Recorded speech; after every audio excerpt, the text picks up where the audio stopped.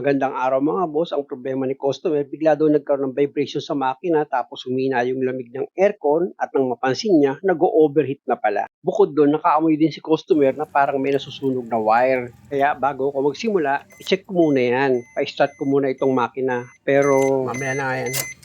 Ito muna tayo. Buksan ko muna itong hood mga bossing kasi ayon kay customer may nangamoy sunog daw na wire. Mas delikado pag i-start ko agad kaya punta muna ako dito sa harapan ng sasakyan, iangat ko itong hood para ma-check ko nga kung ano yung nangamoy sunog dito sa makina. Pero dahil sa may overheat na pangyayari, syempre, i-check ko muna itong auxiliary fan niya. Possible nandyan din ang problema. Sa pag-check up naman ito mga boss, madali lang, ikutin nyo lang itong fan blade ng motor fan. Yung motor pala nito, yung pa rin, ano? Hindi ko naman pala pinalitan ng motor eh. Opo, Wala tayong mabili ng motor nito eh. motor na. Bibigyan na talaga yung motor niya. Sasabihin na po, may tumingin din ang mekaniko dun sa, sa gasolinahan. Oo. Motor nga daw.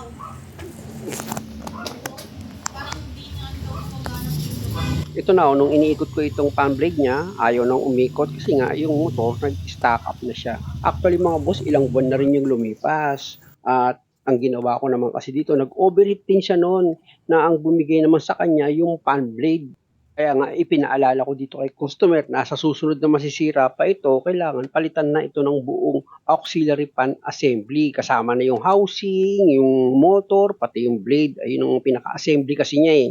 Kaya naman ganun ang suggestion ko kasi nga yung housing nitong motor, sira na rin siya. At isa pa, ang hirap hanapin ng motor nito. Kung hindi maliit yung motor na makikita ko, malaki siya. Pag ganun, hindi naman may kakabit ng maayos yung pinaka-fan blade nito.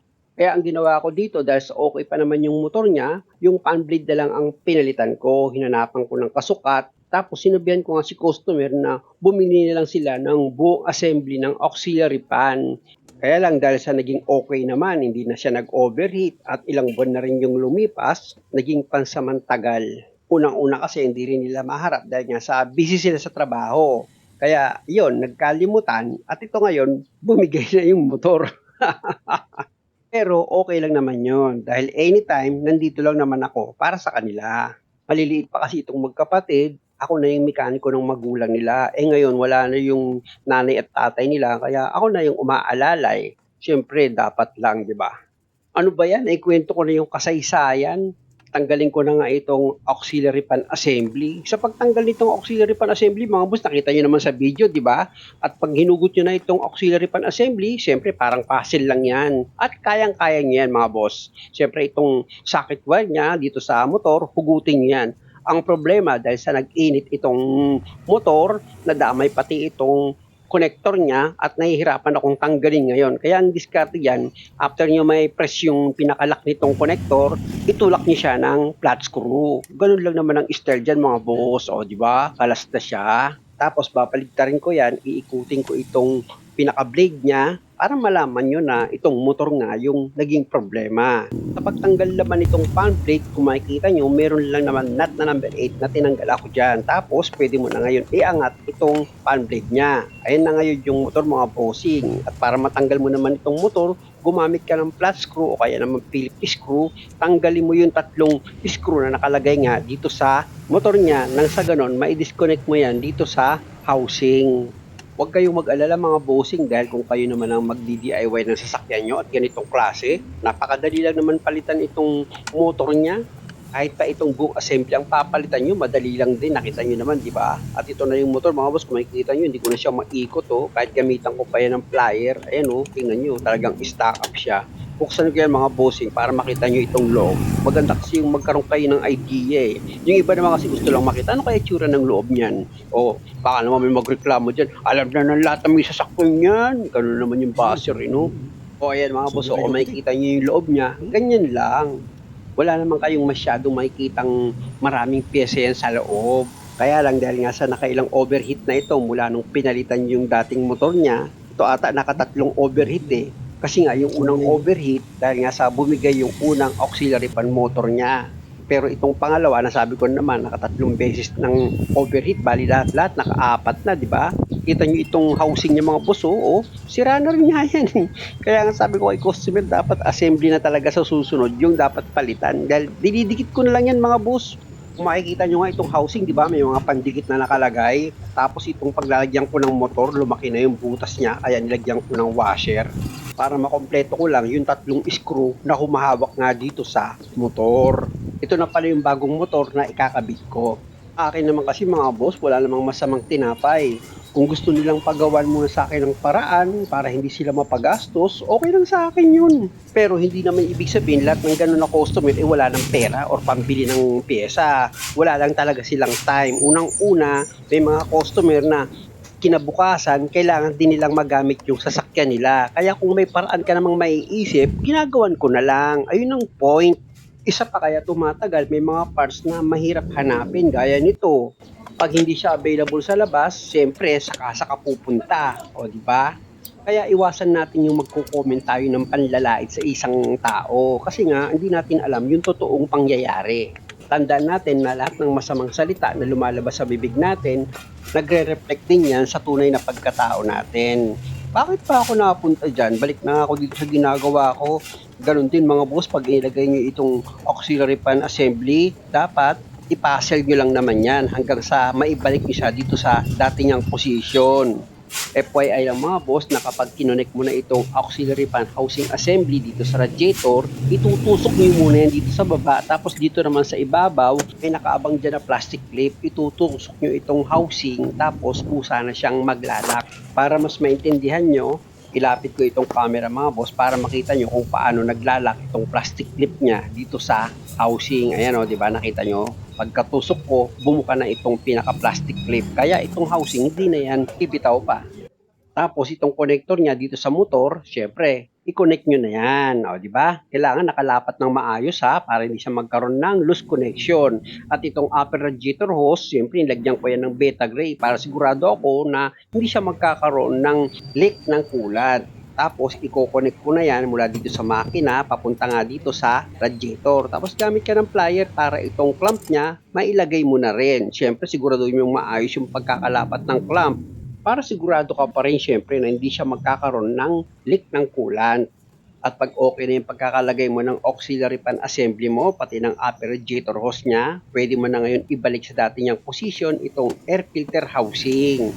Meron lang naman ako dyan tinanggal na 2 bolt na number 10. Ayan yung una mga boss na bolt. Kung makikita nyo, ipinakapit ko na sa thread niya. At tapos ayun naman yung pangalawa. After ko nga maipakapit itong 2 bolt na number 10, ipinailal ko na rin yung higpit gamit yung socket wrench na number 10. Na pag okay na, pwede mo na ngayon ibalik itong coolant reservoir niya sa dati niyang position.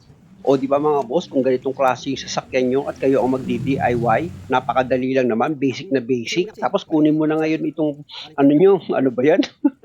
Si madam na nagsalin. Actually, testing lang muna ito. Siyempre, mamaya may leak dito sa radiator, sayang naman yung coolant. Gumamit na ako ng sentido ko muna, pa-start ko muna itong makina. Kaya ako naman nasabi yan, meron kasi ditong nanonood, mahina ang utak, porque tubig lang yung nakita niyang inilagay ko, tapos yung video hindi ko tinapos dahil nga sa merong part 2, magpo-comment agad yun, sasabihin niya agad, dapat coolant nilagay mo dyan, yung para bang feeling matalino siya. Yung comment niya pa naman, halatang namumuntos lang, pero hindi niya tinapos itong video. Hindi niya iniisip yung comment niya, pwedeng mabasa ng anak niya, kamag-anak niya, sino kahiya-hiya, di ba? I-on ko na nga itong aircon mga bossing. Tignan natin kung gagana na itong auxiliary fan motor niya. Ayan mga boss, na-on ko na. Kaya lapit na tayo dito sa auxiliary fan. Yun, kung makikita nyo, okay na itong motor. Function na siya. Siyempre, hindi lang ganun yung pag-check up na gagawin ko. Subukan ko pa rin kung malakas ba yung hangin na lumalabas dito sa aux fan niya. Kasi minsan mga boss, nakabili na rin ako ng motor. Mahina yung pugan ng hangin kaya pinapalitan ko. Dahil sa okay naman, subukan ko munang i-road test itong sasakyan. Iikot ko lang yan dito sa lugar nila. Maganda na kasi yung sigurado.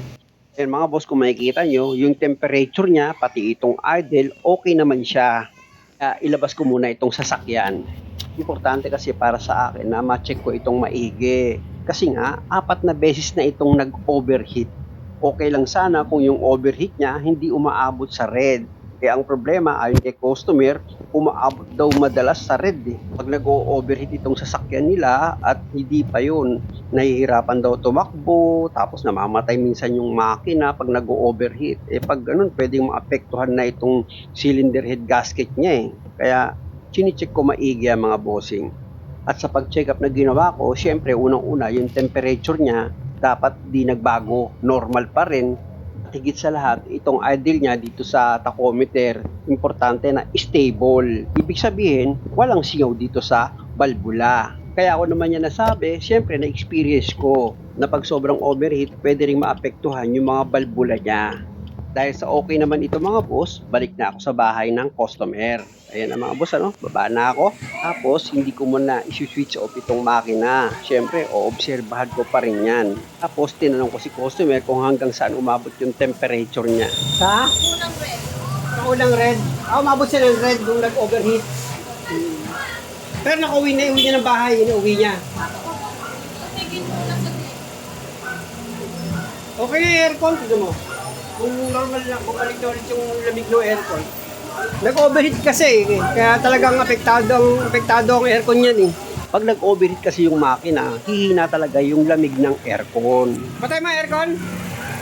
Pinaswitch off ko itong aircon para malaman ko kung mag-automatic siya dito sa auxiliary fan. Dapat kasi mga boss, kapag nag-switch off ka ng aircon, itong auxiliary fan mo, syempre dapat itigil yan. Kung umikot man yan, ibig sabihin, medyo mainit pa yung makina. Pero dapat babagal yung ikot niya. Buti nga, hindi nagkaroon ng malakas na pressure dito sa radiator. Oh, ganda pa rin nung niya. Ayan nga yung napansin ko. Sa kabila ng lahat na 4 na beses nang nag-overheat itong makina, okay na okay pa rin yung cooling system niya. Oh, lambot eh, oh. Ilang overheat na to? 4 na beses na ata, no? Puro... Tama, wala pa rin pressure yan, oh. Oh.